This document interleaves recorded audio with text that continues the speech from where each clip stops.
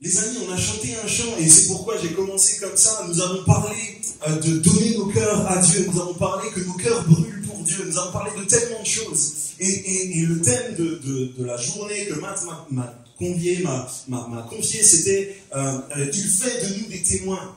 Et moi, ça m'a fait rappeler quelque chose, c'est que nous sommes tous en feu pour Dieu, nous sommes tous à un certain moment, à un certain point, selon les événements qu'on a vécus, selon les temps de louange qu'on a vécus, selon les enseignements qu'on a vécus, selon les circonstances de nos vies, on est tous à un moment donné hyper en feu, et quelques jours après, le feu descend, au point d'être plus qu'un petit feu de camp, puis un petit feu de cheminée, puis un petit luminant. Et il n'y a plus ce grand feu qui brûlait au départ, c'est amenuisé. Et le problème, c'est que Dieu attend de nous que nos vies soient bouillantes pour lui. Il dit qu'il n'a que faire des tièdes, qu'il n'a que faire des froids. S'il cherche, ce sont des gens bouillants pour son nom. Est-ce qu'il y a des gens bouillants pour son nom ce soir? Est-ce qu'il y a des gens qui veulent être envoyés par Dieu, accueillis par Dieu? Parce que le titre de mon message ce soir, c'est « Me voici, envoie-moi ». Nous avons quelqu'un dans la parole de Dieu, et j'espère que vous aimez lire la Bible, parce que j'ai mis pas mal de versets. Nous avons quelqu'un dans la parole de Dieu qui a répondu à un appel de Dieu en disant « Seigneur, me voici, envoie-moi ». Plein de bonne volonté, plein de bonnes intentions, plein d'une foi qui était ferme, plein d'un feu pour le Seigneur. Il a dit « Me voici, envoie-moi ». Et je vous assure que des fois, nous nous portons volontaires pour des choses qui nous dépassent.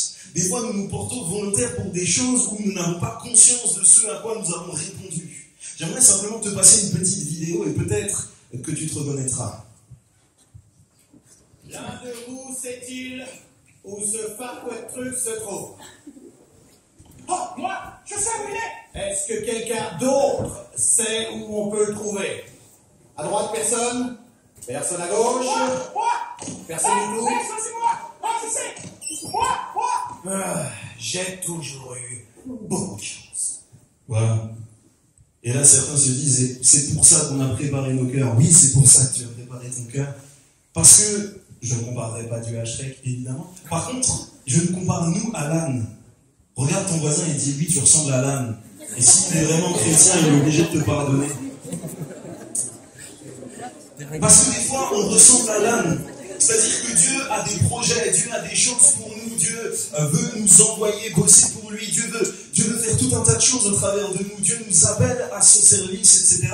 Et nous on est là, moi choisis-moi, moi je suis prêt, moi je pense être capable de... Mais en fait tu es capable de rien du tout. Tu es capable parce que Dieu t'a appelé et Dieu t'a choisi. Et tu ne sais pas dans quoi tu t'embarques.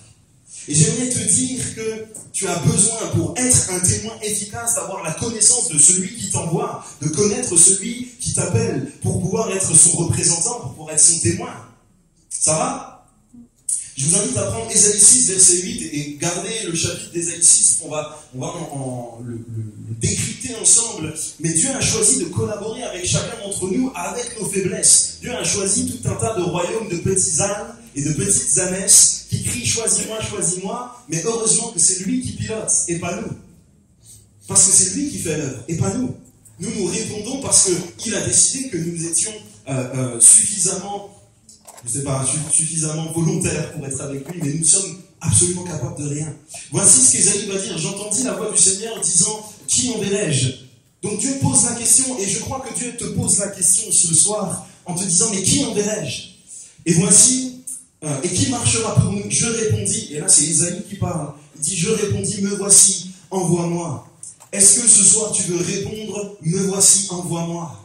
Est-ce que tu veux être de cela? J'aimerais te dire que pour répondre, me voici, envoie-moi, déjà tu dois te tenir au quotidien, tu dois te tenir dans sa présence. Ce qui va précéder ce contexte-là, ce qui va précéder ce chapitre-là, c'est que Ésaïe va avoir une révélation nouvelle de qui est Jésus. Si tu veux être un témoin efficace, tu vas devoir sans cesse demander à Dieu de se révéler à toi.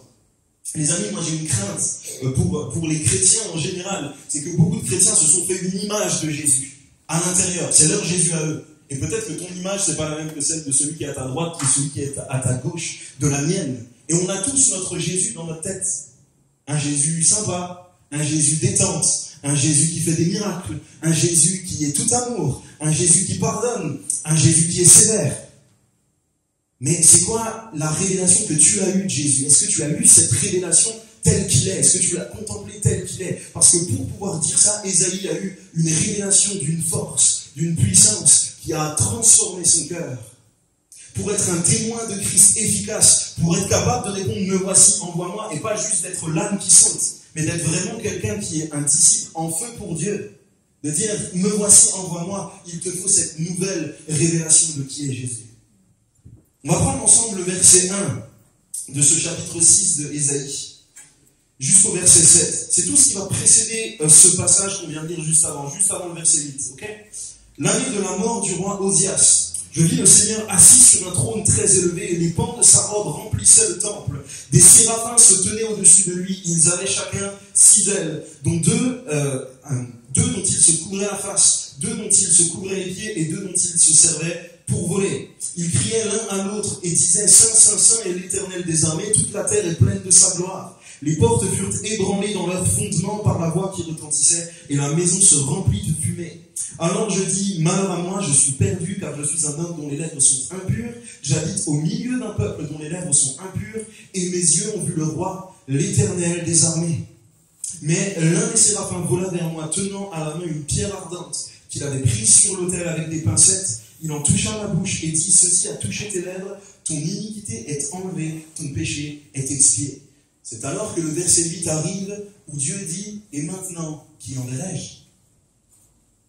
Les amis, je crois que trop de fois, nous sommes habitués à nos réunions où nous faisons du bien, où la présence de Dieu est là, et c'est excellent, où il vient nous visiter, où il vient nous faire du bien, où il vient nous toucher, où il vient te dire que tu es pardonné, et c'est le cas, où il vient enlever ta honte, et c'est le cas, il l'a fait. Mais derrière, Dieu adresse cette parole et dira, qui enverrai-je? Autrement dit, tous ces moments sont des moments où je te prépare pour que tu sois prêt pour l'envoi.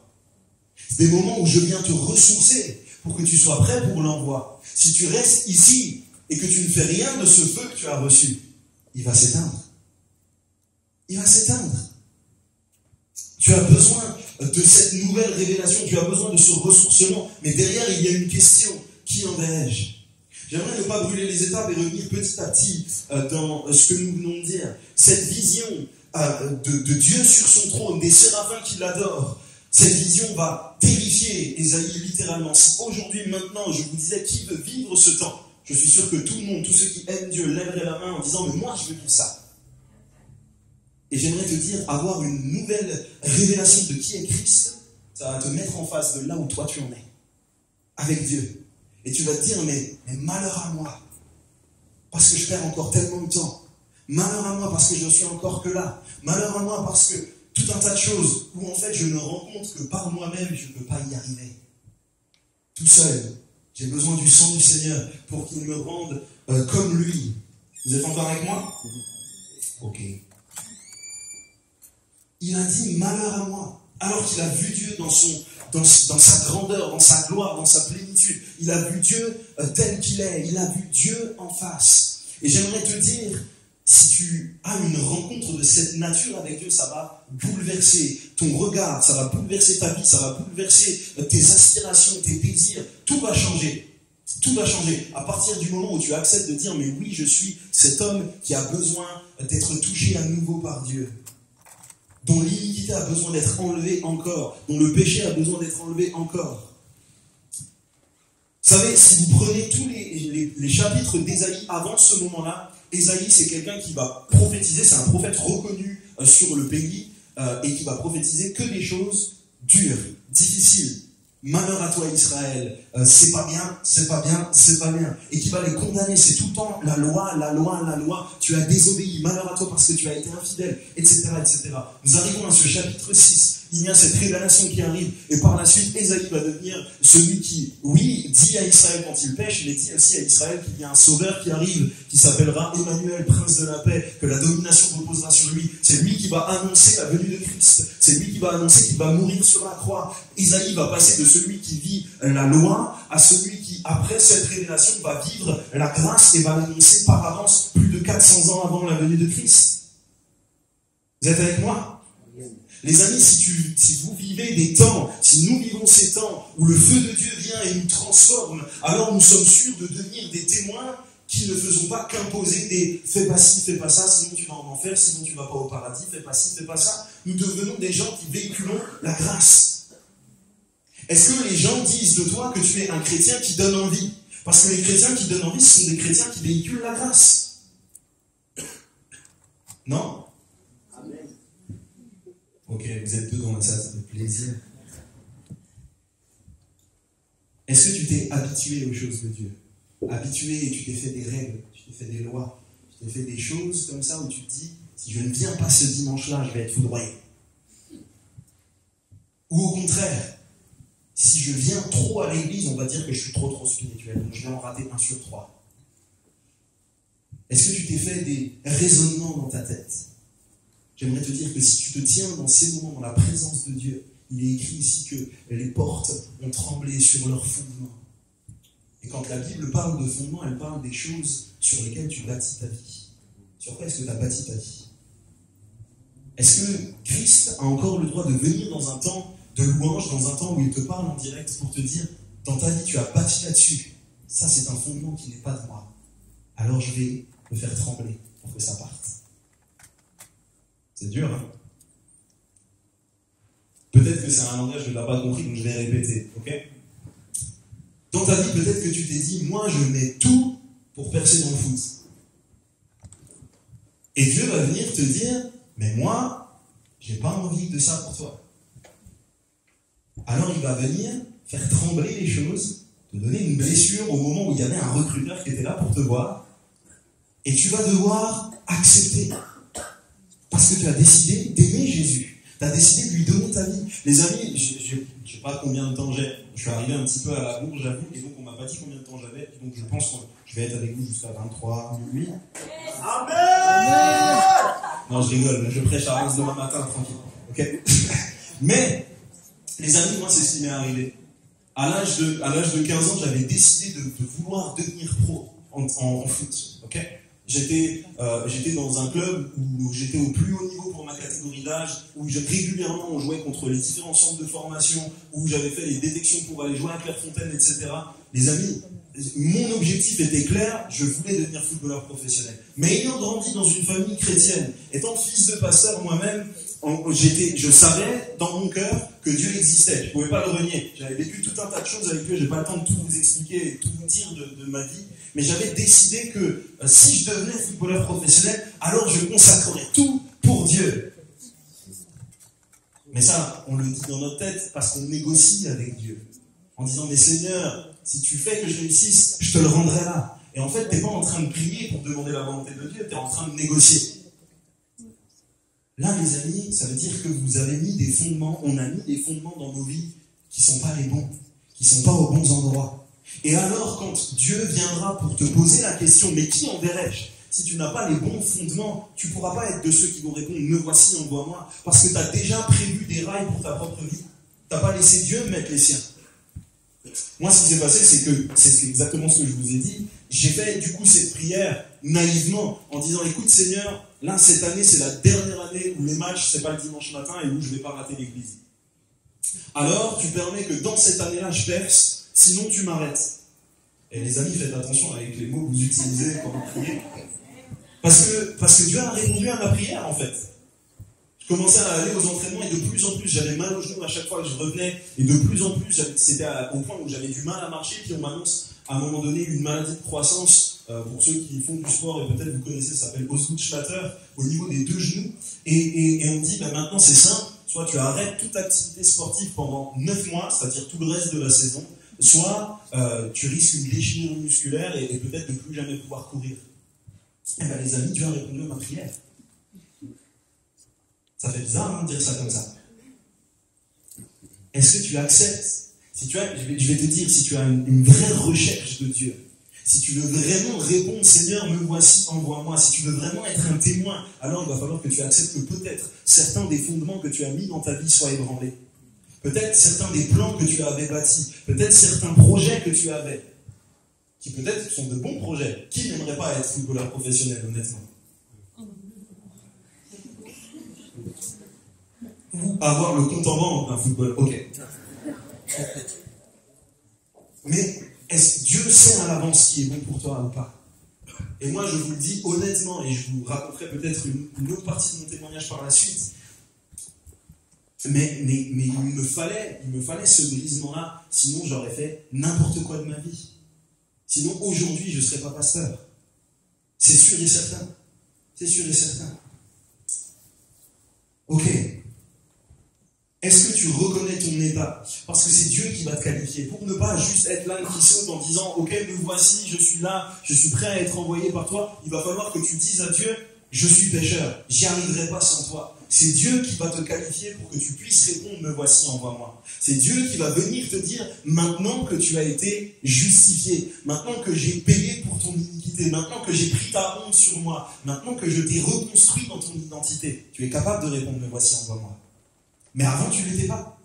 Il faut que tu reconnaisses ton état. Il faut que tu reconnaisses l'état dans lequel tu as grandi, l'état dans lequel tu vis au quotidien. C'est ce qu'Ésaïe a fait en disant « Malheur à moi dont les lèvres sont impures, malheur à moi qui habite un pays qui vit dans l'iniquité. » J'ai plus le texte exact. J'habite au milieu d'un peuple dont les lèvres sont impures. Ça veut dire que c'est pas seulement ce que lui disait, c'est là où il vivait, ses connexions, c'est tout son mode de vie qui le remet en question. Et pour répondre « Me voici, envoie-moi », le Seigneur va te dire « Mais reconnais ton état. » Là où tu te trouves, ça ne veut pas dire que tu dois faire le vide et absolu autour de toi, ok? C'est pas ce que je suis en train de te dire. Parce que les gens qui sont autour de toi, qui ne connaissent pas Dieu, si toi tu ne leur parles pas, qui va leur parler? Mais est-ce que ces gens-là, aujourd'hui, toi, tu es capable de les tirer vers le haut ou est-ce que c'est eux qui te tirent vers le bas? Ça, c'est la question. Ça, c'est la question. Est-ce que c'est eux qui te tirent vers le bas? Il faut que tu reconnaisses ton état. Je vous parlais d'une autre partie de mon témoignage. Voici une autre partie de mon témoignage. C'est que dans le même temps où j'avais mes problèmes là avec les genoux et tout, j'ai décidé de me convertir vraiment, de donner ma vie au Seigneur. C'est cette année-là que je me suis fait baptiser, etc. Et puis quelques temps après mon baptême, j'ai commencé à avoir des problèmes, moi personnellement, parce que on est des gars à l'adolescence, et il n'y a pas que les gars, les filles aussi. Et j'ai commencé à avoir des problèmes avec la pornographie et la masturbation. Et c'était pour moi un poids, parce que dimanche après dimanche, j'allais à l'église, et franchement, j'aimais Dieu de tout mon cœur, je lui avais donné ma vie. Et dimanche après dimanche, je pleurais sur mon péché. Mais en même temps, toute la semaine, je recommençais. Et à un moment donné, je me suis habitué et j'ai cherché des excuses à mon péché. En disant, mais finalement, j'arrive pas à m'en débarrasser. Ça veut peut-être dire que c'est naturel. Parce qu'aujourd'hui, c'est les choses qu'on entend.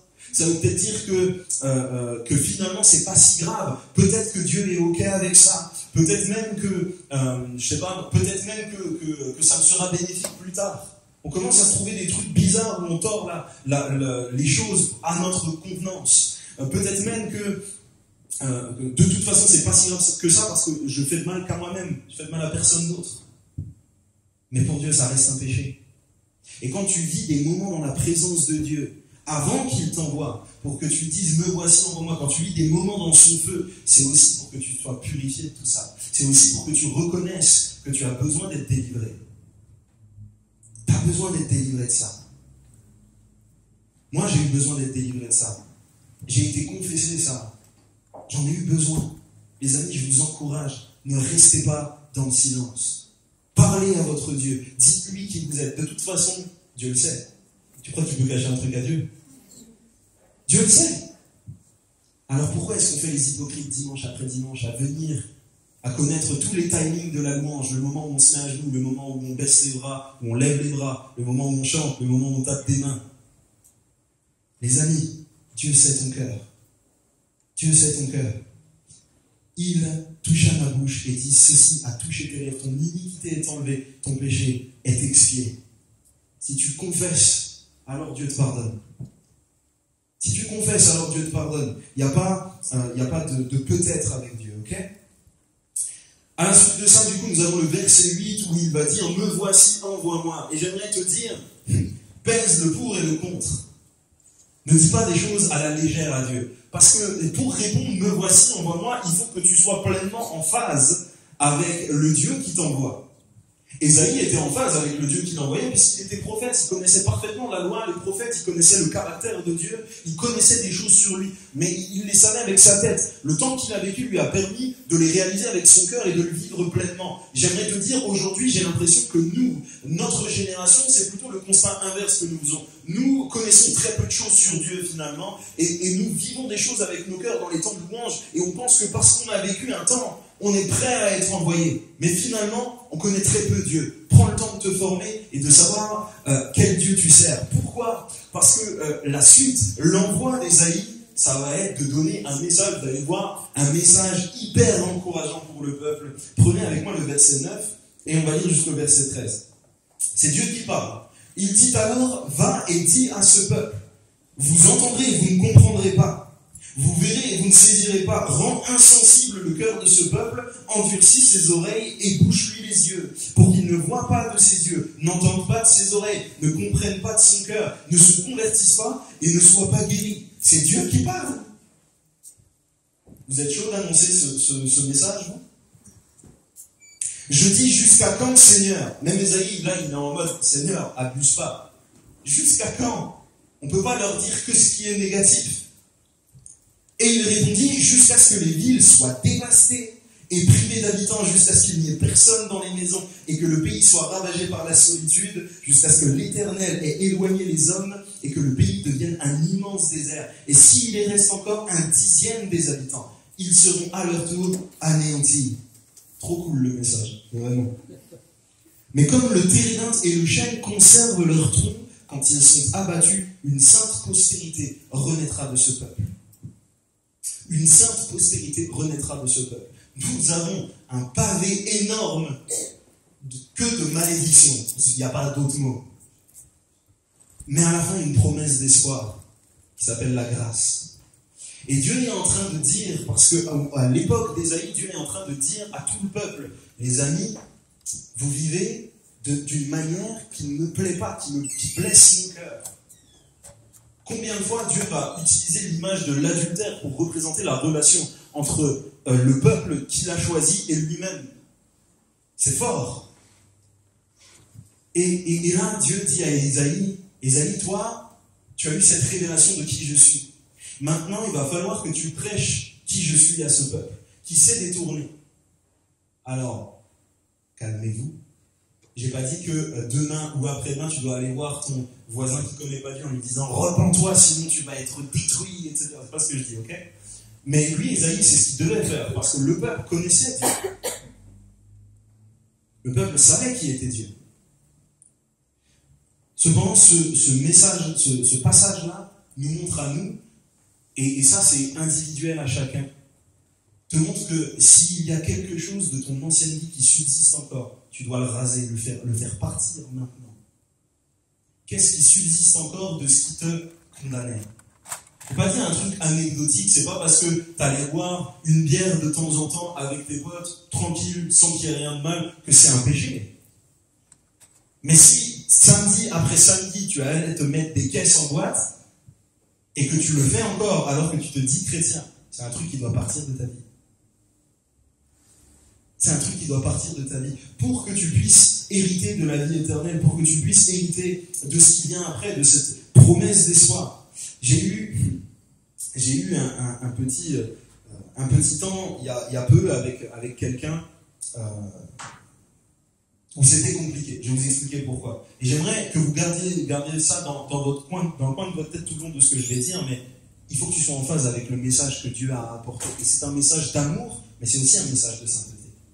J'ai eu il y a peu un temps où j'étais en contact avec une personne en transition, d'accord ? Donc j'ai démarré une année à la fac avec quelqu'un qui était une fille, et l'année d'après, je retrouve cette personne qui est en transition pour devenir un garçon, d'accord ? Je vois vos yeux déjà, ok. Et ben j'avais les mêmes yeux en fait. C'est-à-dire que moi, à l'intérieur, j'étais en mode, mais ok, j'ai pas de problème pour parler de Dieu avec des gens qui seraient homosexuels ou qui auraient des penchants comme ça me pose aucun souci. Et puis en fait, je me retrouve dans ce moment avec cette personne qui est dans ma promo, et en fait, moi je me sens mal à l'aise.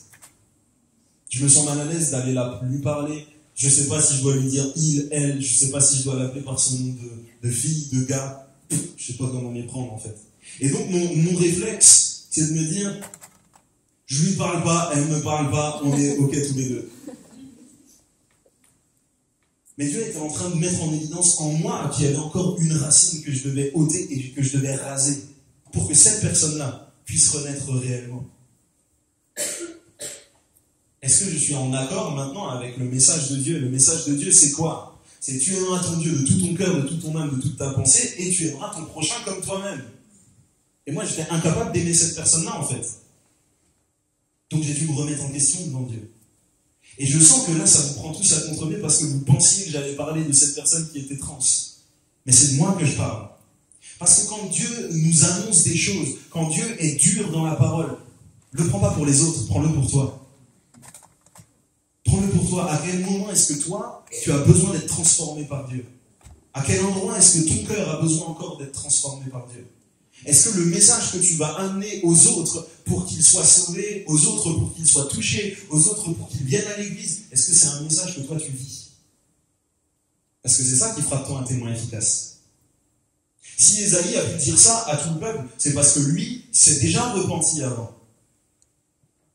Et lui-même vivait ce message-là. Et pour finir avec cette histoire, du coup l'année s'est passée comme ça, et puis au début, j'ai demandé pardon à Dieu, du coup, quand je m'en suis rendu compte, et puis j'ai dit, ok Seigneur, mais je veux pas faire trop d'efforts non plus, si vraiment je dois parler à cette personne, alors tu permets que ce soit elle qui vienne vers moi. Et vu que je lui parlais pas, je me suis dit, dans un monde normal, si on va jamais voir la personne, elle vient pas te voir, ok? Le cours d'après, où je fais cette prière-là, la personne s'assoit à côté de moi. Et elle commence à me parler comme ça, normal, genre de tout et de rien. Donc c'est tout, le relationnel se crée comme ça, et puis je commence à lui parler, et puis moi je commence à, voilà, comme je vous ai dit, le travail s'est fait, j'ai pas dit que ça s'est fait en un claquement de doigts, d'accord, j'avais toujours des réticences et tout. Mais au fur et à mesure, le Seigneur travaille mon cœur, et je reçois vraiment à un moment donné de l'amour pour l'âme de cette personne-là. Et je sens que au fur et à mesure où on parle, elle souffre de plus en plus, et puis elle me partage des choses, et puis elle a pu me partager qu'en fait, elle vit un mal-être intérieur qui est terrible. Sa mère a un cancer en phase terminale. C'est vraiment compliqué pour elle. Son père est parti quand elle était enfant. Elle a eu des problèmes de violence avec son père, etc. Et toutes ces choses-là l'ont amenée à cette situation précise. Et là, à ce moment-là, moi, j'ai deux choix dans ma tête. C'est-à-dire, ok, je comprends ton mal-être, etc. Et juste on reste potes. Ou je vais plus loin et je deviens le témoin et je réponds en disant « Ok Seigneur, tu as dit qui enverrai-je pour cette personne-là » et moi je lui réponds « Me voici, envoie moi ». Et à ce moment-là, j'ai pu prendre le temps avec cette personne-là et lui dire « Mais écoute, moi je suis désolé pour tout ce que tu as vécu. Je ne suis pas à l'origine de ça, mais moi je connais un Dieu et le Dieu que je connais en tout cas est capable de changer ta vie. Est-ce que je peux juste prier pour toi et prier pour la guérison de ta mère ?» C'est ce que j'ai fait. C'est les deux choses que j'avais à cœur. Et cette personne a accepté de le faire. Ça, déjà, c'est une première victoire. Et cette personne, derrière, a complètement changé dans sa manière d'être au quotidien. Bon. Vous les connaissez un peu, tous ces gens qui sont à fond LGBTQ, machin truc, qui sont très anti-Dieu, très provocateurs, etc. Et elle en faisait partie, honnêtement. Cheveux bleus, tout ça, voilà. Vous les connaissez. Et ben, du jour au lendemain, elle a changé, les amis, vraiment. Du jour au lendemain, il n'y avait plus spécialement d'attitude provocatrice. Du jour au lendemain, elle a commencé à se calmer, à retrouver la paix. Aujourd'hui, je ne sais pas comment ça se passe pour elle, parce qu'elle a décidé de quitter la fac, etc. Donc je l'ai perdu de vue. Mais je sais que j'étais au bon endroit, au bon moment, et parce que mon cœur était prêt, parce que mon cœur était en phase avec le message que Dieu voulait communiquer, alors j'ai pu répondre, me voici, envoie-moi.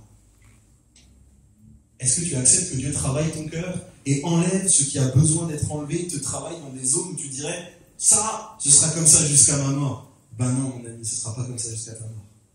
Parce que Dieu, si tu as vraiment à cœur de le servir, Dieu va te changer, Dieu va te transformer. Ok? Vous êtes avec moi? Les amis, Dieu ne veut pas que vous vous taisiez. Dieu ne veut pas que vous vous taisiez. Dieu veut vous embraser d'un feu fort. Dieu veut vous embraser de quelque chose qui vous anime et qui ne vous remplit pas de timidité. J'ai l'impression des fois que chez les chrétiens, il y a une timidité qui est là où on a honte de suivre Jésus. On a honte de ses valeurs. On a honte d'être qui nous sommes en fait. On a honte de lui. On a honte de son message. On a honte de dire, mais oui, c'est vrai que mon Jésus, il a dit, si on me frappe sur la joue droite, je dois tendre la joue gauche.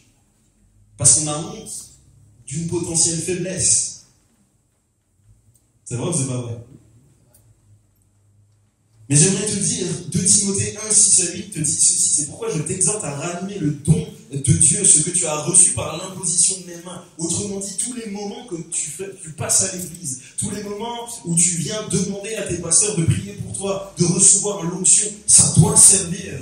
Car ce n'est pas un esprit de timidité que Dieu nous a donné, mais un esprit de force, d'amour et de sagesse. N'aie donc pas honte du témoignage à rendre de notre Dieu, ni de moi son prisonnier, mais souffre avec moi pour l'évangile par la puissance de Dieu. Les amis, si vous voulez répondre, me voici, envoie-moi, spoiler alert, va y avoir des galères. À un moment donné, et je crois que nous, on est une génération où on n'a pas envie de se faire mal. Moi, le premier, ça fait 4 ans, je dis, je dois reprendre le sport, je vais courir sur le tapis 30 secondes, ça me fait mal, j'arrête. On n'a pas envie de se faire mal. On n'a pas envie de souffrir. Mais si tu as reçu cette révélation de qui est Jésus, tu te dis, mais ça vaut la peine de souffrir pour lui. Ça vaut la peine de souffrir pour lui. Annonce la bonne nouvelle. Annonce la bonne nouvelle. Va y avoir des résistances, va y avoir des combats, va y avoir des gens qui seront contre toi. En fait, ils ne sont pas contre toi, ils sont contre Jésus, celui que tu prônes. Parce que on dit qu'on annonce une bonne nouvelle, non? Oui ou non? Yes. C'est une bonne nouvelle d'être sauvé, amen? Amen. Mais si tu es sauvé, ça veut dire qu'il y avait un danger. Ça veut dire que pour les gens à qui tu dis que c'est une bonne nouvelle, pour eux, c'est pas une bonne nouvelle. Parce que ça veut dire que s'ils ne changent pas, il y a danger pour eux. Ils sont en danger de mort. Donc c'est pas une bonne nouvelle. Tu es en train de leur dire, hey, tu es dans un état grave, il y a une urgence. 2 Corinthiens 2, versets 15 à 16 nous dit, nous sommes en effet pour Dieu la bonne odeur de Christ, parmi ceux qui sont sauvés et parmi ceux qui périssent.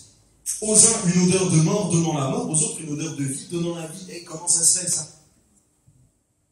Et qui est suffisant pour ces choses? Ça veut dire que tu sens bon quand tu es à l'église, ben c'est normal, on a la même foi, on a le même Dieu. Donc tout ce qu'on va se dire ensemble là, ça va nous faire du bien. Mais si demain, tu vas voir quelqu'un qui est trans, et tu vas lui dire, mais écoute, Dieu t'a créé homme, ou Dieu t'a créé femme, tu es aligné avec le message de Dieu. Alors lui dis pas ça d'emblée, déjà tu dis bonjour au moins déjà. Et puis il faut avoir une certaine proximité avec les gens, ok? Tu ne fais pas ça n'importe quand, n'importe comment. Mais à partir du moment où tu as la légitimité de le faire parce que vous avez créé un lien, parce que cette personne te fait confiance, etc., et tu lui dis, mais là t'es malheureux parce que Dieu t'a créé homme et tu veux devenir autre chose, les amis, c'est difficile. Je vous assure que vous allez avoir de la résistance. Vous-même à l'intérieur, vous allez avoir de la résistance et vous ne serez pas bien à dire.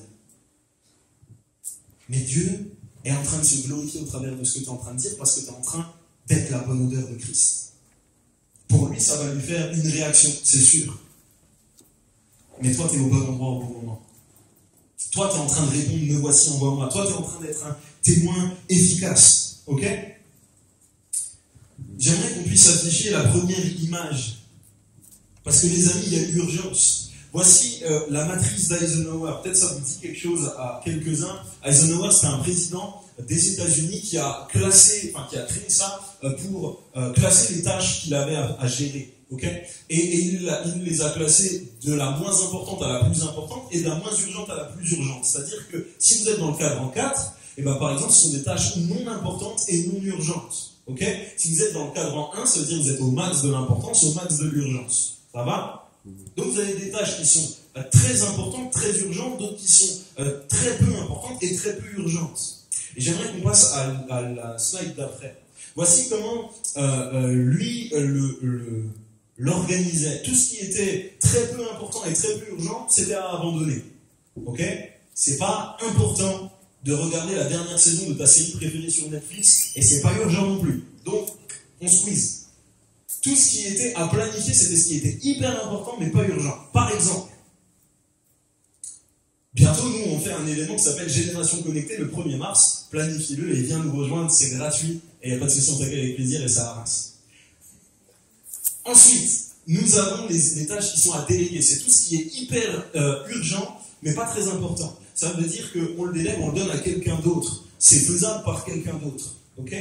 Et enfin, nous avons tout ce qui est important et urgent, et c'est à traiter absolument en priorité numéro 1. Et ce qui est à traiter en priorité numéro 1, les amis, pour tous les chrétiens du monde, c'est l'annonce de l'évangile. Peut-être que ton voisin qui est à ta gauche ou qui est à ta droite, peut-être que ton voisin de palier, peut-être que ton camarade de classe, tu es le seul et unique chrétien qu'il rencontrera de toute sa vie. Et peut-être que demain tu ne le reverras pas. Ça fait peur, hein? C'est pour ça que c'est la priorité numéro 1. C'est pour ça que c'est la priorité numéro 1, les amis. L'évangélisation. Est-ce que celui que j'aime, avec qui j'aime passer du temps, est-ce que la personne avec qui je veux fonder mon foyer, est-ce que mes parents, est-ce que mes enfants, est-ce que mes amis, est-ce que eux tous connaissent le nom de Jésus? Est-ce que eux tous connaissent le nom de Jésus? Ça, c'est ton travail. Et c'est ça que Dieu cherche quand il passe dans les rangs, quand il passe dans les régions. Il regarde dans cette église et il dit: qui enverrai-je? Si tu réponds: me voici, envoie-moi, c'est pour parler de cette priorité. C'est pour être celui qui répond: me voici, envoie-moi, pour parler de ton nom. Ça va? Dieu veut faire cette œuvre en toi. Dieu veut faire renaître ce pays. Dieu veut faire renaître les gens qui sont en train de mourir, les gens qui sont dans une profonde dépression, dans une profonde angoisse. Dieu veut t'utiliser pour être un vecteur de bénédiction, mais il peut le faire que si tu réponds présent à son appel. Est-ce que tu vas répondre à ça? Et le dernier point, et après je vous inviterai à prier avec moi, mais tu vas avoir besoin d'être équipé pour ça, parce que Jésus a des exigences pour ceux qui le servent. Vous savez, la Bible dit: malheur à l'homme qui fait l'œuvre de Dieu avec négligence. Faire l'œuvre de Dieu avec négligence, c'est pas de venir prêcher en basket, c'est pas d'être cool. Ça, on s'en fout. Faire l'œuvre de Dieu avec négligence, c'est de dire: mais je sais que cette personne-là part en enfer tout droit, et moi je fais rien. Alors que j'ai été éclairé et rempli d'un feu pour ça. Ça, c'est faire l'œuvre de Dieu avec négligence. Ok, je vous laisse un peu souffler. Je vois que ça commence à être lourd. Est-ce que tu as baissé tes exigences avec Dieu? Je vais simplement prendre ce témoignage, et après on prendra un passage, et après on priera. Mais j'aimerais te dire, moi j'ai travaillé il y a 3 ans dans un collège qui est RED+, etc. Et pour que les enfants se sentent bien et ne se sentent pas rejetés, ne se sentent pas en difficulté, etc., les exigences dans le travail qui leur était demandé ont été baissées à tous les niveaux, à un niveau vraiment très très faible, au point où on est arrivé au moment des brevets blancs, organisés par le collège, et les élèves avaient le droit de passer ce brevet avec leur fiche de révision. Puis, ils avaient le droit, une fois que les corrections leur ont été rendues, si la moyenne était en dessous, si leur note était en dessous de la moyenne, de faire une correction et de refaire le devoir pour être de nouveau évalué. Autrement dit, leur travail n'avait aucune valeur parce qu'il n'y avait aucune exigence. Les amis, Dieu vous appelle, et ici tu réponds: me voici, envoie-moi. Dieu a des exigences pour toi. Si tu réponds: me voici, envoie-moi, si tu veux être rempli de ce feu dont a été rempli Ésaïe, dont je crois nous avons bénéficié tout à l'heure pendant la louange, si tu veux le garder, le faire grandir, le faire vivre, il va falloir que tu rentres pleinement dans l'identité d'un enfant de Dieu. Tu ne peux pas être un témoin vite fait. Un témoin intérimaire, ça n'existe pas. Ça n'existe pas. J'aimerais te dire, prends simplement avec moi dans Tite 2, et on lira simplement le verset 6 jusqu'au verset 8. Voici ce qui a été dit: exhorte de même les jeunes gens, donc c'est à nous que ça s'adresse. Ouais, je m'inclus encore dedans. Les jeunes gens à être modérés, te montrant montrant toi-même à tous égards un modèle de bonnes œuvres et donnant un enseignement pur, digne, une parole saine, irréprochable, afin que l'adversaire soit confus, n'ayant aucun mal à dire de nous. Si tu es un témoin vite fait, et qu'on vient te choper par le col en disant mais tu dis que tu es chrétien, mais regarde les comportements que tu as, regarde les réflexions que tu fais, regarde à quel point tu manques d'amour, regarde à quel point tu manques à tous tes devoirs de chrétien. Vous savez, les gens du monde sont des fois bien plus au courant de ce que devrait être un chrétien que les chrétiens eux-mêmes. Et ils ne vont pas te laisser la moindre chance de te rattraper. Tu fais un truc de travers, on va te dire mais tu n'étais pas chrétien toi à la base. Ça m'est arrivé quand j'étais au lycée. Une fois, j'ai fait une blague comme ça, qui était vraiment dégueu. Et un de mes potes me regarde comme ça et il me dit, mais t'étais pas chrétien, toi, à la base? Et les amis, je vous assure que ça doit être des gens du monde. Vous entendez la voix du Saint-Esprit qui vous reprend à ce moment-là. Parce que tu peux pas être un témoin vite fait. Si tu as dit que tu es chrétien, si tu as dit que tu suis Jésus, alors il faut que tu sois comme Jésus. C'est dur, hein? Mais c'est Jésus qui l'a dit. Il a dit, vous serez parfaits parce que je suis parfait. Donc s'il nous le dit, c'est qu'il nous en donne la force. Et c'est pourquoi tu as besoin d'être équipé pour ça. Tu as besoin du baptême du Saint-Esprit qui te rend capable de faire cette œuvre, de répondre, me voici, envoie-moi. Parce que c'est Dieu qui t'appelle dans son armée. Apocalypse 1, versets 5 à 6 nous dit à celui qui nous aime, qui nous a délivrés de nos péchés par son sang et qui a fait de nous un royaume de sacrificateurs pour Dieu son Père. À lui soit la gloire, la puissance, au siècle des siècles. Amen. C'est Dieu qui fait de nous son royaume. C'est Dieu qui a choisi de collaborer avec nous. Oui, on est peut-être tous des ânes, mais on a Dieu pour Père. Et parce qu'on a Dieu pour Père, dans nos faiblesses, il se glorifie. Il nous fait changer, il nous fait aller de l'avant, il nous fait aller de progrès en progrès, de perfection en perfection. La question maintenant, c'est plus de savoir si toi, tu veux le laisser te transformer.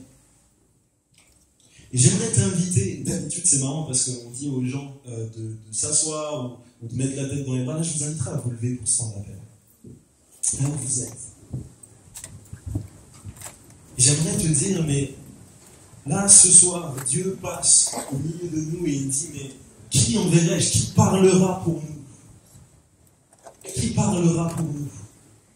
Est-ce que tu veux être de ceux qui disent « Me voici, envoie-moi » ou est-ce que tu veux continuer à être un chrétien vite fait? La question se pose. Et ce n'est pas une histoire de ce que ton pote fait, de ce que ta pote fait. Fermons les yeux un instant. Ne regarde ni à droite ni à gauche. Si je pouvais avoir quelqu'un au piano. Okay. La question se pose maintenant. Est-ce que tu veux être pleinement dans la présence de ton Dieu, être pleinement de ceux qui répondent « Me voici, envoie-moi ». Peu importe les circonstances, peu importe qui tu es, peu importe depuis combien de temps tu vis.